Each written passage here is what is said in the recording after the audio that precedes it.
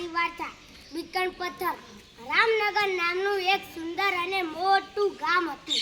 તે ગામમાં એક શિલ્પકાર પણ રહેતો હતો. તેનું નામ હતું રતન. રતન શિલ્પી ખૂબ સુંદર મૂર્તિઓ બનાવતો હતો.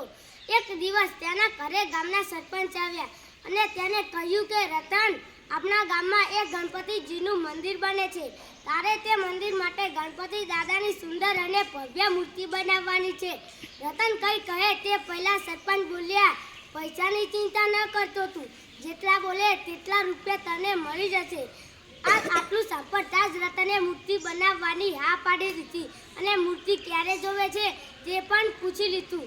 હવે મૂર્તિ બનાવવા માટે રતનની પાસે સારો પથ્થર ન હતો, તેથી તે ત્યાંનું બળદગાડું લઈ જંગલમાં પથ્થરની શોધમાં નીકળ્યો. આખો દિવસ ફર્યા પછી અંતે તેને એક સારો પથ્થર દેખાયો. તેણે તે પથ્થરને લઈ ગાડામાં મૂક્યો અને ગાડું લઈ ઘરે આવ્યો. બીજે દિવસે તેને જેવો શેણી અને હથોડી વડે ઘા કરવા ગયો, પથ્થરમાંથી અવાજ આવ્યો, હે માનવ, મેં તારું શું બગાડ્યું છે તે તું મને શેણી અને હથોડા મારવાનો છે? રતન કહે, હું તને કોતરીને તારામાંથી ગણપતિજીની સુંદર મૂર્તિ બનાવવાનો છું.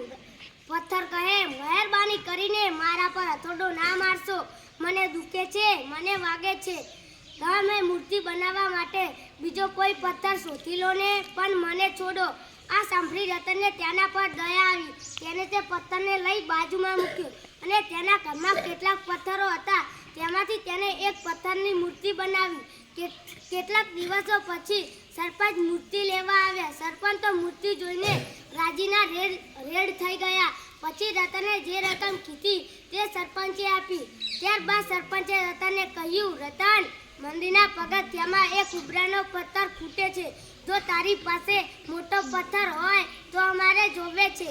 પૈસા તું કે એટલા મળી જશે. રતને પેલો જંગલમાંથી લાવેલો પથ્થર સરપંચને બતાવ્યો.